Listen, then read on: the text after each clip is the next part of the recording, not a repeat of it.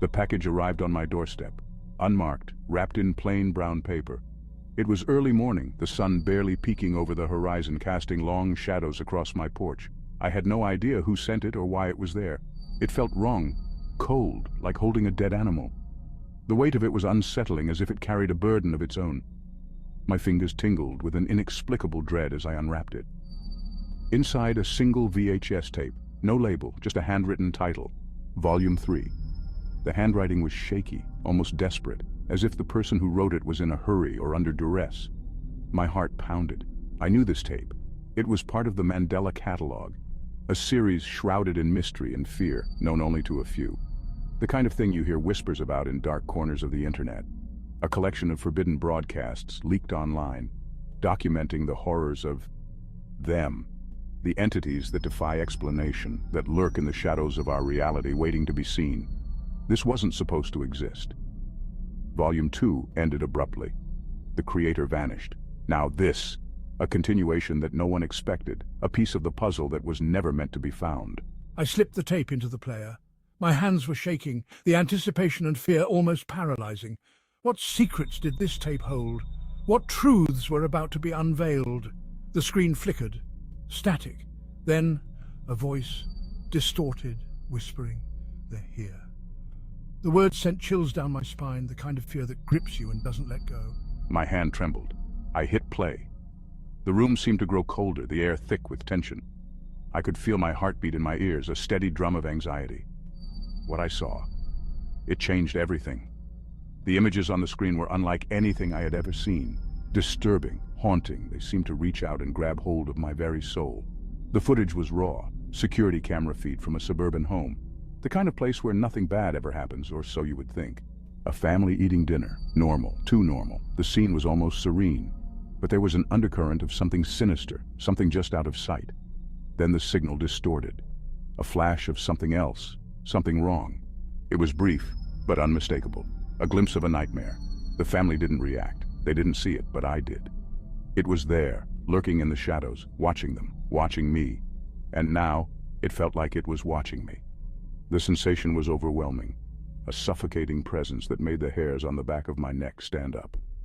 I knew in that moment that my life would never be the same. I paused the tape. My head spun. What was that thing? Was it wearing the boy's face?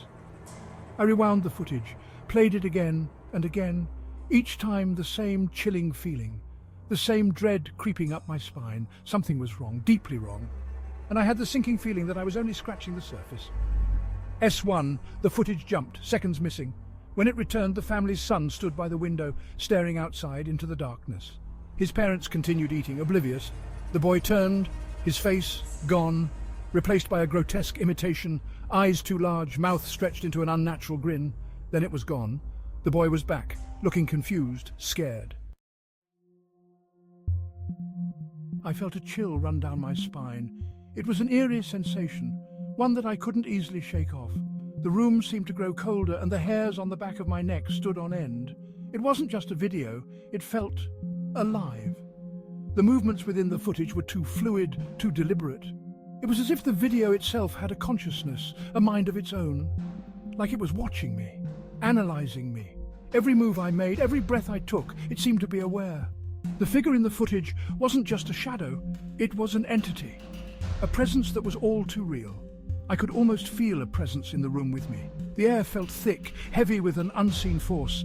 It was as if the shadows themselves were alive, watching, waiting, watching me from the shadows.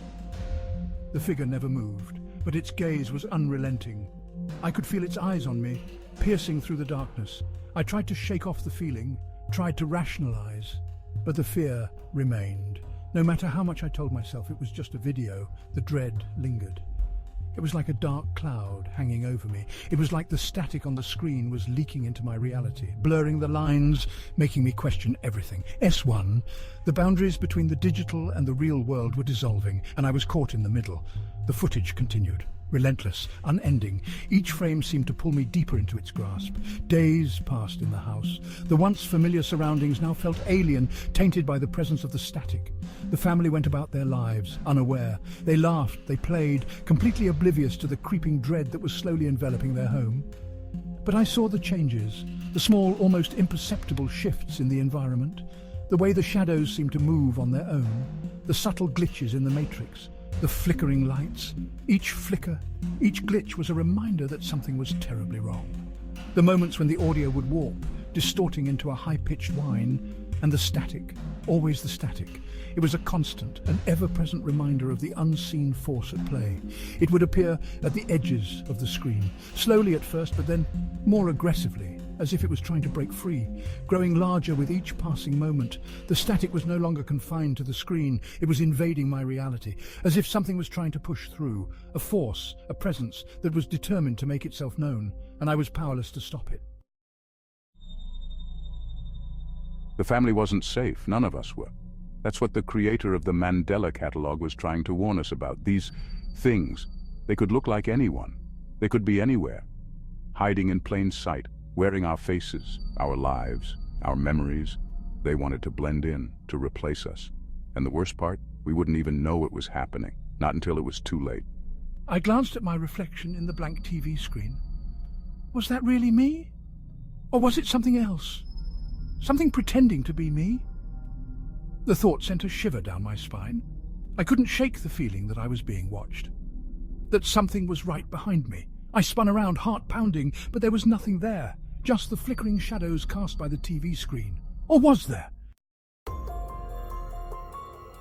Section 5. The messages hidden in plain sight. I had to pay attention, had to look closer. There were clues hidden within the footage. The creator of the Mandela Catalogue was trying to tell us something, warn us. It wasn't just random, eerie clips stitched together. Each frame, each second, held a piece of a larger puzzle. A puzzle that once solved could reveal a truth too terrifying to comprehend. The numbers on the microwave clock, always the same, 0004. The flickering lights, a pattern in their rhythm.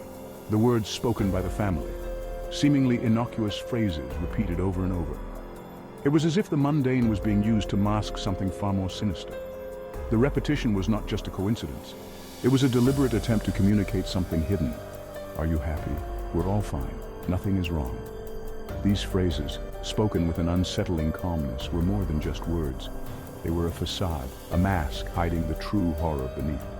The more I listened, the more I felt a creeping dread, as if the words were seeping into my mind, altering my perception of reality. Were these messages warnings, or were they something far more sinister? A form of control, a way to manipulate our perception. It was as if the creator was playing a game with our minds, testing the limits of our sanity. The hidden messages were not just warnings. They were a form of psychological warfare, designed to make us question everything we knew.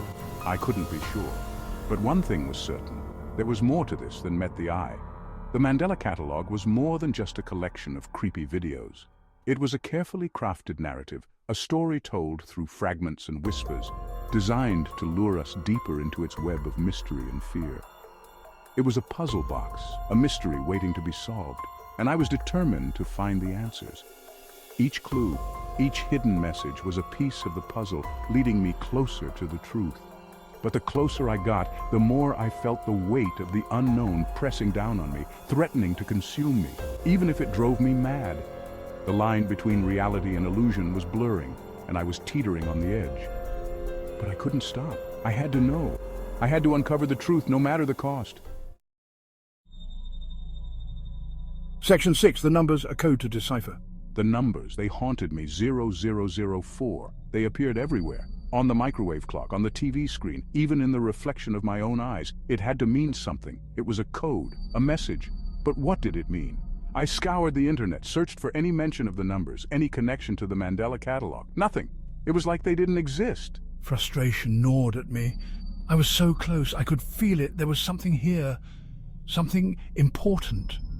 But it remained just out of reach, like a word on the tip of my tongue. I had to break the code. I had to understand.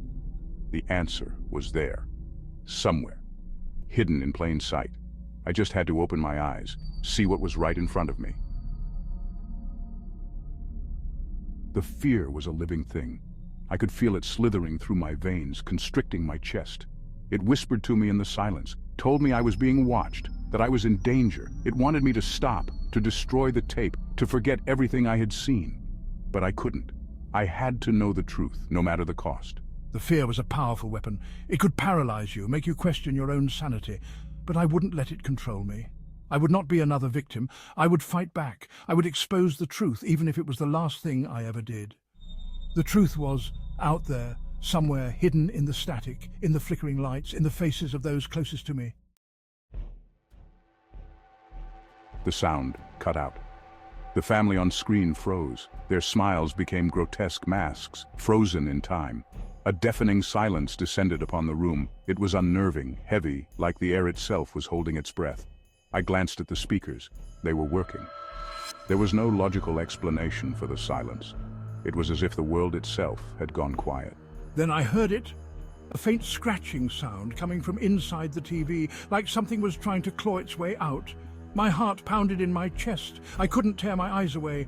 The scratching grew louder, more insistent. It was then that I realized the horrifying truth. The silence wasn't the absence of sound. It was the sound of something approaching. The footage resumed. The family continued their meal as if nothing had happened. Their smiles were wider now, their eyes gleamed with an unnatural light. They weren't human anymore. I knew it. They were something else, something pretending to be human. But why? What was their purpose? The tape continued to play. The static intensified. The images became more disturbing. I felt a growing sense of dread, of hopelessness. Was there any escape from this nightmare?